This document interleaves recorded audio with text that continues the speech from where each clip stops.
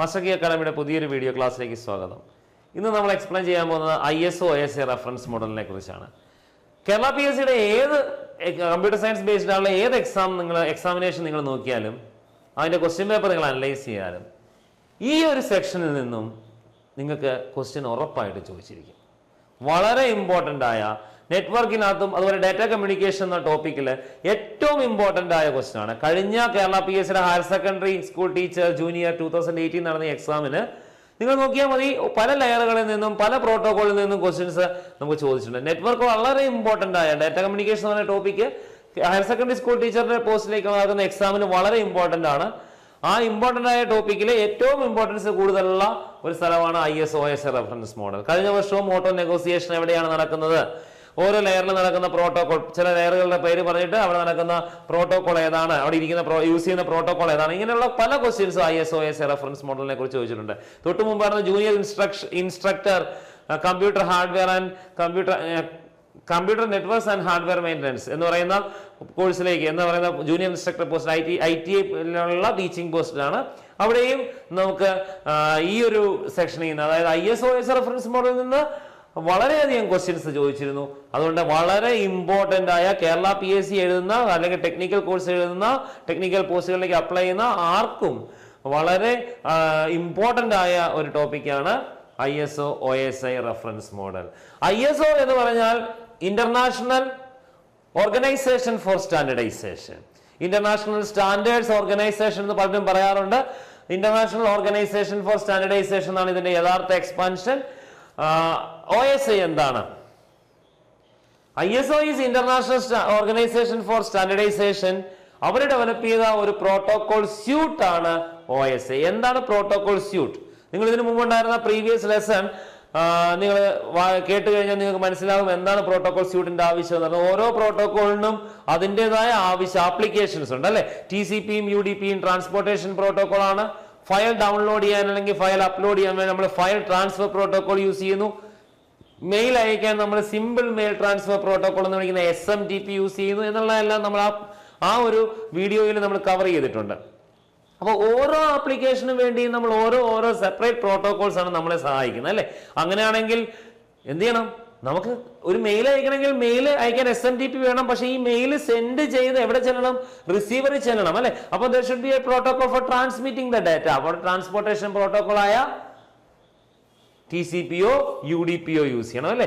അപ്പൊ അങ്ങനെ പല പ്രോട്ടോകോളുകളുടെ കോമ്പിനേഷൻസ് ഒരുമിച്ച് വർക്ക് ചെയ്താൽ മാത്രമേ നമുക്ക് എന്ത് ചെയ്യത്തുള്ളൂ? ഒരു ടോട്ടൽ കമ്മ്യൂണിക്കേഷൻ സക്സസ് ആകത്തുള്ളൂ. അങ്ങനെ ഉണ്ടാകുമ്പോൾ, അങ്ങനെ വരുന്ന സാഹചര്യങ്ങളിൽ നമ്മൾ എന്ത് ചെയ്യുന്നു? പ്രോട്ടോകോളുകളെ എല്ലാം ഒന്നിനു മേൽ ഒന്നായി അറേഞ്ച് ചെയ്യുമ്പോൾ അതിനെ വിളിക്കുന്ന പേരാണ് പ്രോട്ടോകോൾ സ്റ്റാക്ക് അല്ലെങ്കിൽ പ്രോട്ടോകോൾ സ്യൂട്ട് എന്നാണ് വിളിക്കുന്നത്. ഓക്കെ, അങ്ങനെ വളരെ പ്രസിദ്ധമായ രണ്ട് പ്രോട്ടോകോൾ സ്യൂട്ടുകളാണ് നമ്മൾ ഉള്ളത്. നമുക്ക് സിലബസ് അനുസരിച്ച് പഠിക്കേണ്ടത്. ഒന്ന് TCP/IP-യും രണ്ടാമത്തത് ISO OSA reference model. TCP/IP വളരെ സിമ്പിൾ പ്രോട്ടോകോൾ സ്യൂട്ട് ആണ്. അതിൽ നമുക്ക് വളരെ സ്ഥിരമായി ചോദിക്കുന്ന ക്വസ്റ്റ്യൻ ഉണ്ട്. ഞാൻ ആ ടോപ്പിക് എക്സ്പ്ലെയിൻ ചെയ്യുമ്പോൾ ആ ക്വസ്റ്റ്യനും ഡിസ്കസ് ചെയ്യാം. ISO OSA ഏത് നെറ്റ്വർക്ക് എഞ്ചിനീയറിനും അല്ലെങ്കിൽ ഏത് നെറ്റ്വർക്കിംഗ് സൈഡിൽ നിന്നുള്ള ഏത് എക്സാം നിങ്ങൾ എഴുതിയാലും നിങ്ങൾക്ക് ഉറപ്പായി ക്വസ്റ്റ്യൻ ചോദിക്കുന്നതാണ്. ISO stands for international organisation for standardisation. OSA stands for open system interconnect. OSAയുടെ ഫുൾ ഫോം ഇതാണ്, ഓപ്പൺ സിസ്റ്റം ഇന്റർകണക്ട് എന്നാണ് OSAയുടെ ഫുൾ ഫോം. ISO എന്ന് പറയുന്നത് international organisation for standardisation, OSA open system interconnect. 2009 നടന്ന ട്രേഡ് ഇൻസ്ട്രക്ടർ ഇൻഫോർമേഷൻ ടെക്നോളജിയിൽ ചോദിച്ച question ആണ് OSI stands for. OSA stands for open system interconnect. Okay, എന്താണ് OSA പറയുന്നത്? OSA എന്ന് പറയുന്നത് ആ ഒരു പ്രോട്ടോകോൾ പറയുന്നത് രണ്ട് ഡിവൈസുകൾ തമ്മിലുള്ള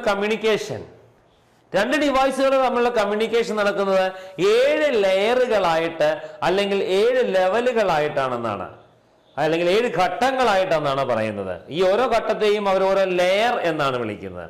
ISO OSA അനുസരിച്ച് പറയുന്നത് ഒരു രണ്ട് കമ്പ്യൂട്ടർ തമ്മിലുള്ള കമ്മ്യൂണിക്കേഷൻ നടക്കുന്ന 7 ലെവലുകളിലാണ്. ഓരോ ലെവലിനെ ഒരു ലെയർ എന്ന് വിളിക്കുന്നു.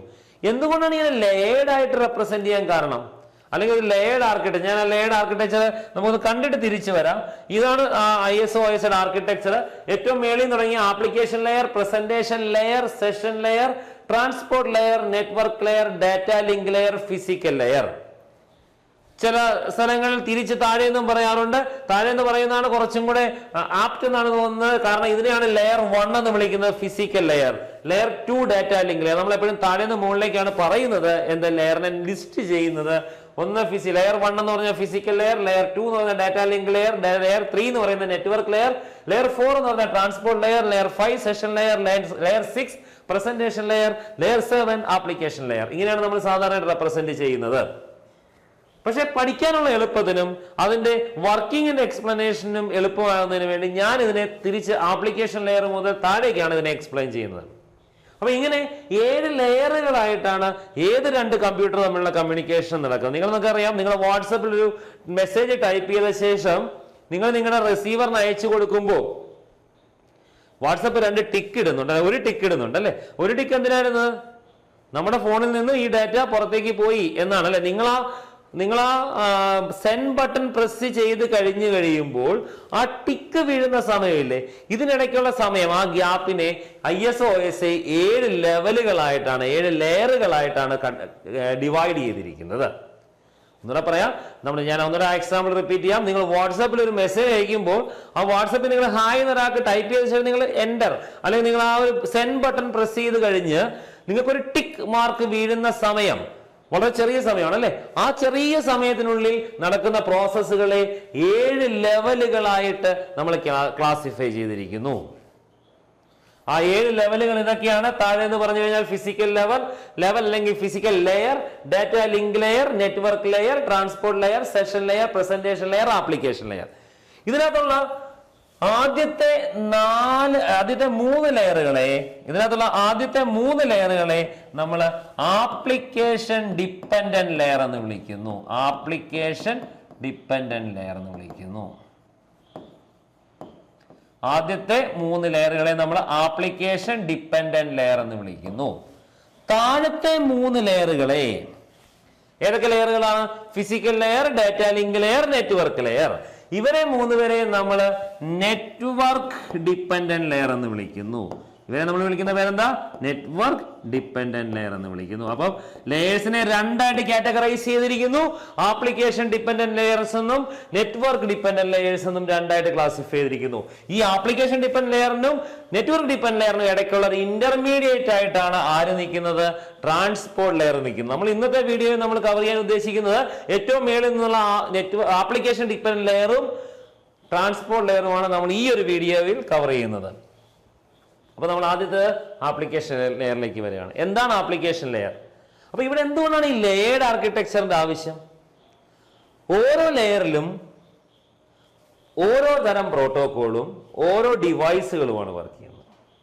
എക്സാമ്പിൾ പറയാനാണെങ്കിൽ application layer, presentation layer, session layer, ഈ അല്ലെങ്കിൽ ട്രാൻസ്പോർട്ട് ലെയർ ഉൾപ്പെടെ ആദ്യത്തെ മേളിൽ നിന്നുള്ള 4 ലെയറുകളിലെ ഗേറ്റ് വേ എന്ന് വിളിക്കുന്ന ഡിവൈസ് ആണ് വർക്ക് ചെയ്യുന്നത്.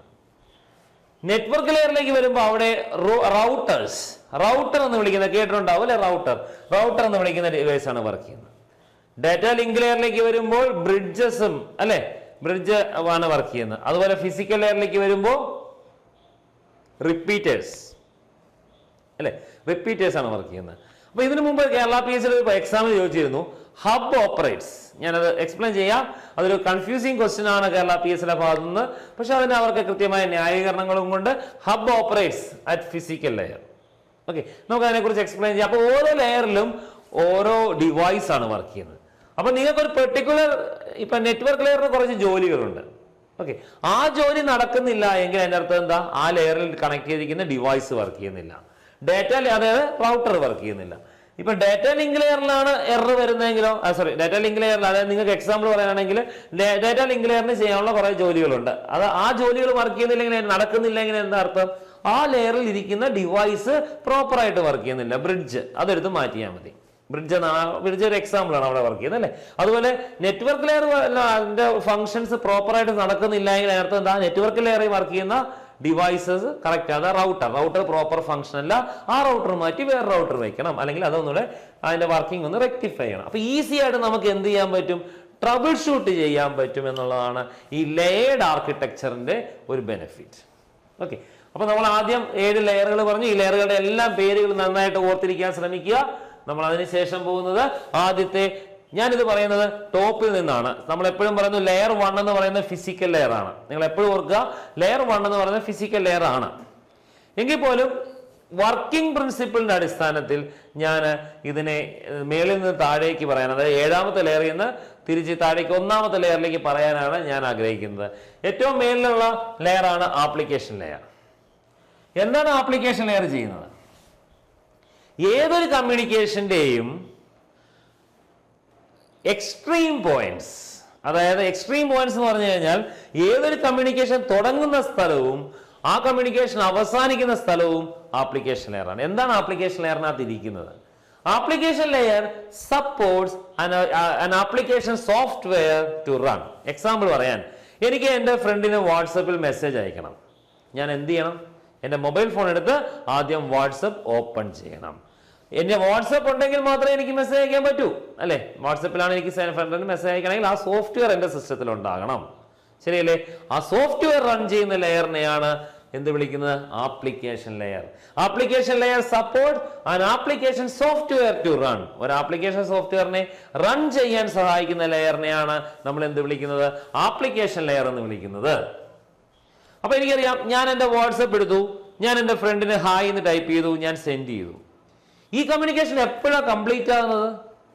എൻ്റെ ഫ്രണ്ട് അയാളുടെ വാട്സപ്പ് ഓപ്പൺ ചെയ്ത് അയാൾ അത് റീഡ് ചെയ്യുന്നതോടുകൂടിയാണ് ആ കമ്മ്യൂണിക്കേഷൻ മുഴുവനായി കംപ്ലീറ്റ് ആണ്, അല്ലെ? അപ്പൊ കമ്മ്യൂണിക്കേഷൻ തുടങ്ങിയ എവിടെയാ? എൻ്റെ വാട്സപ്പിൽ നിന്നും. കമ്മ്യൂണിക്കേഷൻ തീർന്ന എവിടെയാ?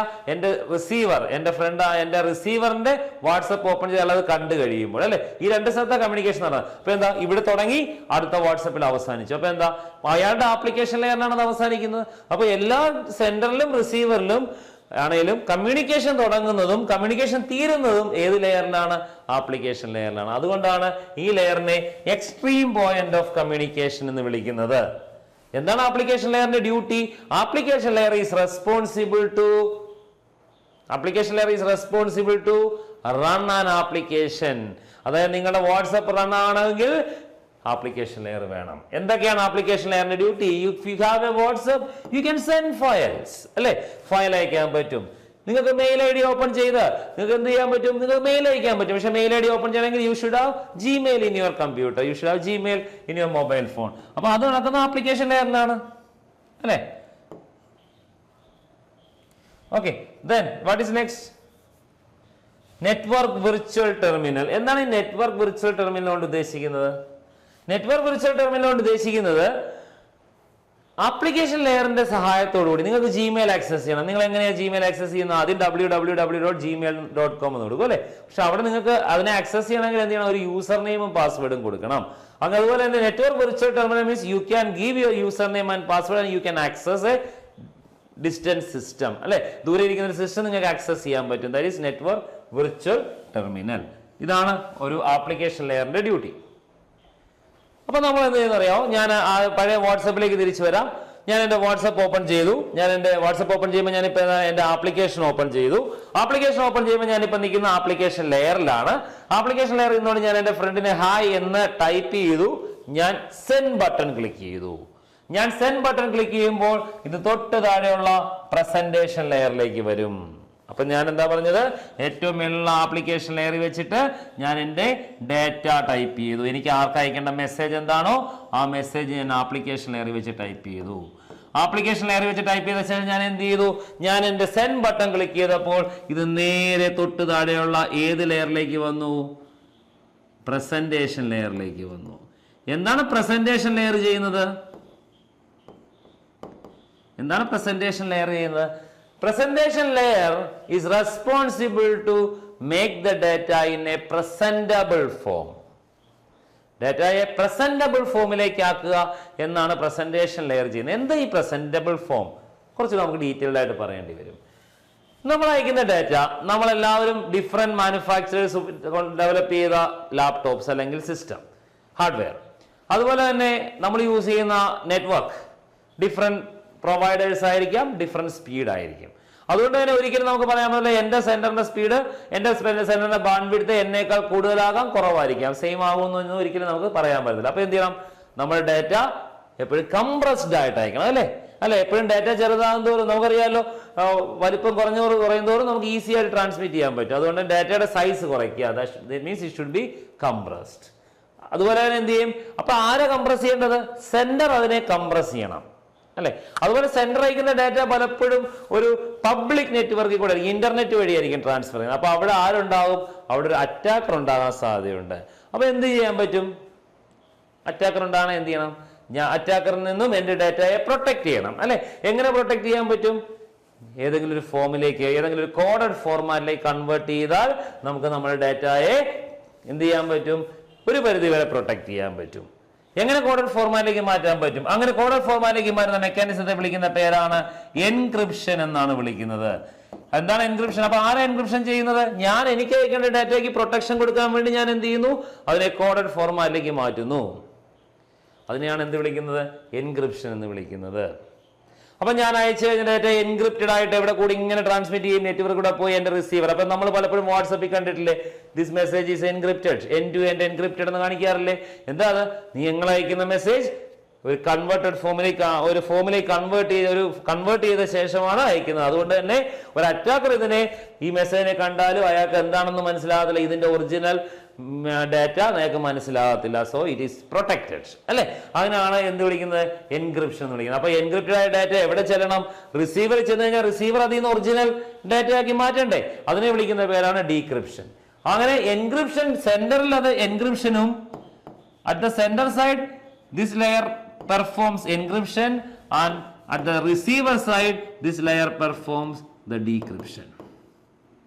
Okay, സെന്ററിനകത്ത് വെച്ചിട്ട് ഡാറ്റയെ കംപ്രസ് ചെയ്ത് ഡാറ്റയെ എൻക്രിപ്റ്റ് ചെയ്ത് എങ്ങോട്ട് അയക്കുന്നു, റിസീവറിലേക്ക് അയക്കാനുള്ള രീതിയിലേക്ക് അതൊരു പ്രസന്റബിൾ ഫോർമാറ്റിലേക്ക് ആക്കി മാറ്റുക എന്നുള്ളതാണ് രണ്ടാമത്തെ മുകളിൽ നിന്ന് രണ്ടാമത്തെ ലെയർ അല്ലെങ്കിൽ താഴെ നിന്ന് ആറാമത്തെ ലെയറായ പ്രസന്റേഷൻ ലെയറിന്റെ ഡ്യൂട്ടി. അവിടെ നേരെ തൊട്ട് താഴേക്ക് വന്നു. പ്രസന്റേഷൻ ലെയറിൽ നിന്ന് താഴേക്ക് വരുമ്പോൾ അവിടെ നിൽക്കുന്ന ലെയറിന്റെ പേരാണ് സെഷൻ ലെയർ. അപ്പൊ ഞാൻ എൻ്റെ വാട്സപ്പ് ഓപ്പൺ ചെയ്തു. വാട്സപ്പിൽ എനിക്ക് എന്തുണ്ട്, വാട്സപ്പ് ഓപ്പൺ ചെയ്ത് കഴിഞ്ഞപ്പോൾ അവിടെ ഞാൻ ഇപ്പം നിൽക്കുന്ന ആപ്ലിക്കേഷൻ ലെയറിലാണ്. ആപ്ലിക്കേഷൻ ലെയർ വെച്ച് ഞാൻ എനിക്ക് ആവശ്യമായ മെസ്സേജ് ഞാൻ പ്രിപ്പയർ ചെയ്തു. പ്രിപ്പയർ ചെയ്യുന്ന മെസ്സേജ് ഞാൻ സെൻഡ് ബട്ടൺ പ്രസ് ചെയ്തപ്പോൾ ആ മെസ്സേജ് നേരെ ആപ്ലിക്കേഷൻ ലെയറിൽ നിന്ന് എങ്ങോട്ട് ഇറങ്ങി, ആപ്ലിക്കേഷൻ ലെയറിൽ നേരെ തൊട്ട് താഴെയുള്ള പ്രസന്റേഷൻ ലെയറിൽ വന്നു. പ്രസന്റേഷൻ ലെയറിൽ വെച്ച് ഡാറ്റയെ എന്ത് ചെയ്തു, എൻക്രിപ്റ്റ് ചെയ്ത് കംപ്രസ് ചെയ്ത് അതിന്റെ സൈസ് ഒക്കെ കുറച്ചു.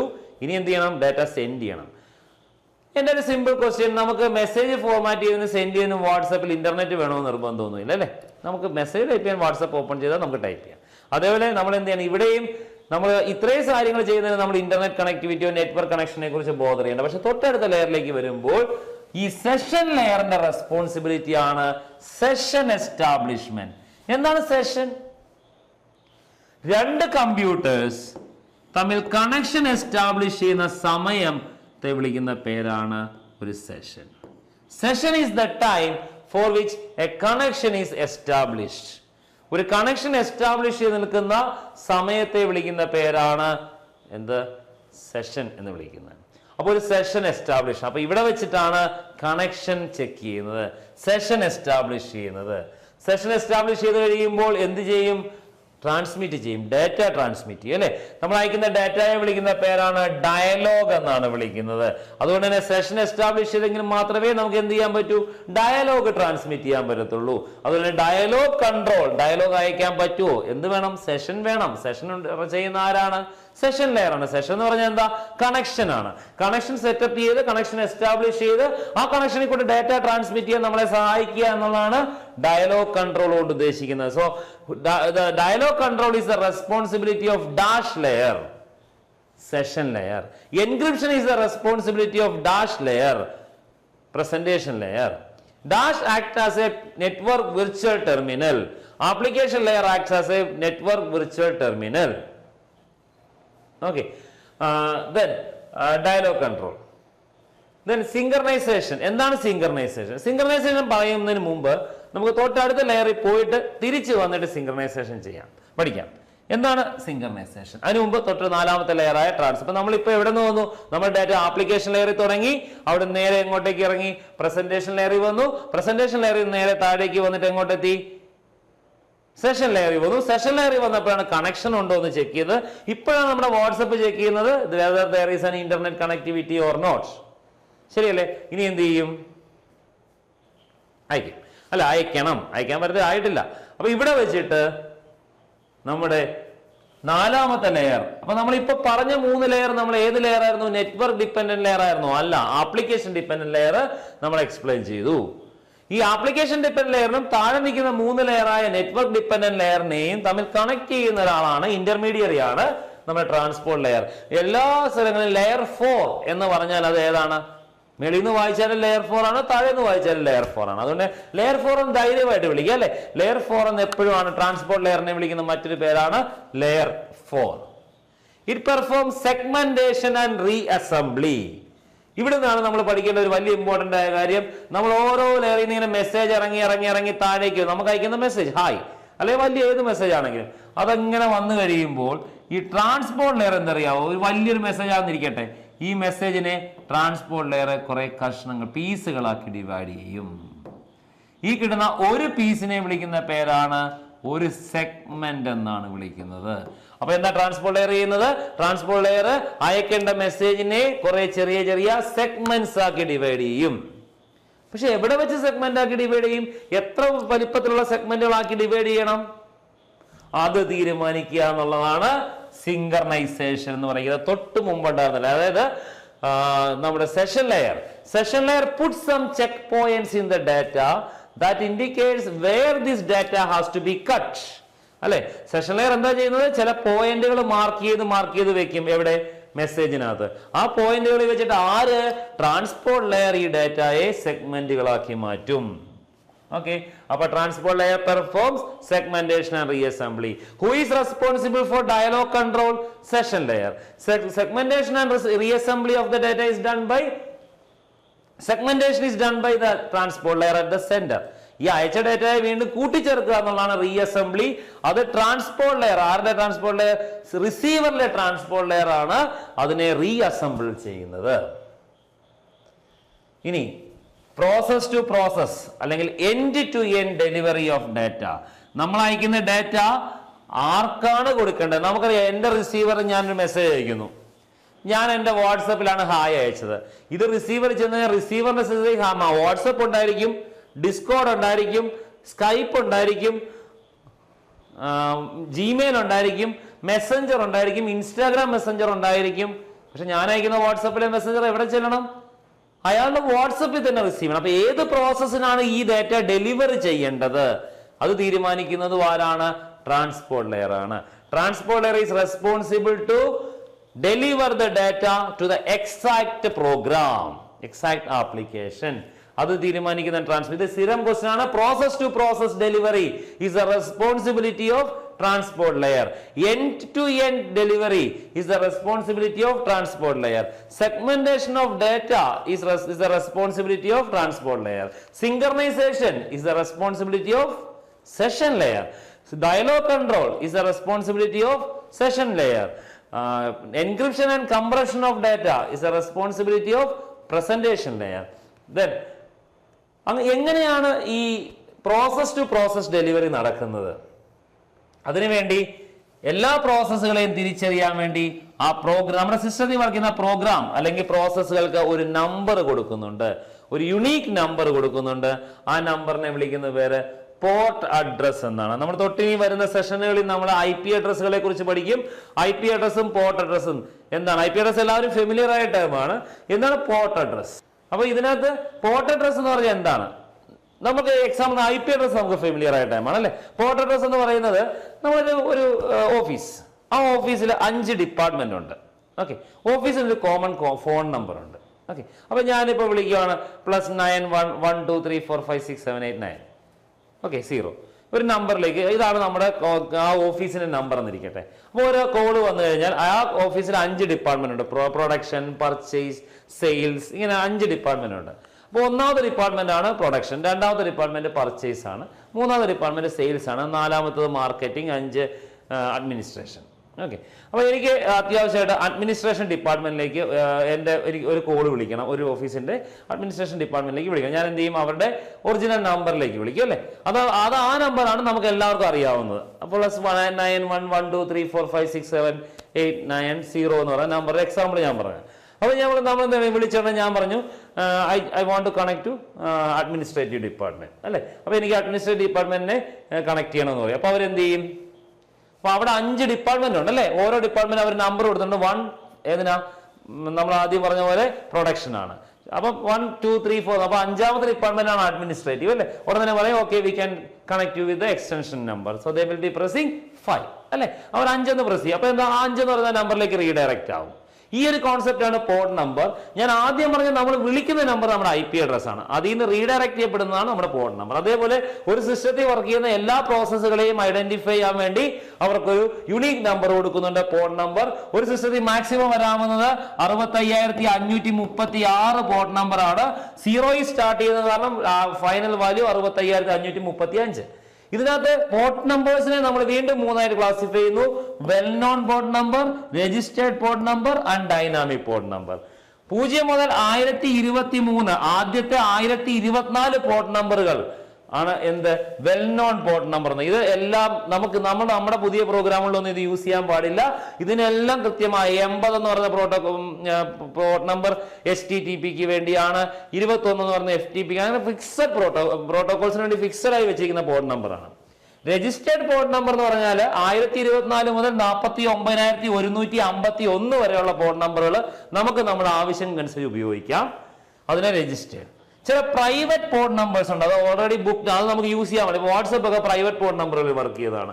അതിന്റെ പ്രത്യേകത വെച്ച് കഴിഞ്ഞാൽ ഇത് 49,151 മുതൽ 65,535 വരെ ഉള്ള പോർട്ട് നമ്പറുകളെയാണ് എന്ത് വിളിക്കുന്നത്, ഡൈനാമിക് അല്ലെങ്കിൽ പ്രൈവറ്റ് പോർട്ട് നമ്പർ എന്ന് വിളിക്കുന്നത്. അപ്പം ഇതാണ് ജസ്റ്റ് ഒരു ഇൻട്രൊഡക്ഷൻ പോർട്ട് നമ്പേഴ്സിനെ കുറിച്ച്. നമ്മൾ ഇപ്പോൾ പറഞ്ഞിരിക്കുന്നത് നമ്മൾ 4 ലെയർ, ഏറ്റവും ടോപ്പിൽ നിന്നുള്ള 4 ലെയറുകളെ പറഞ്ഞു.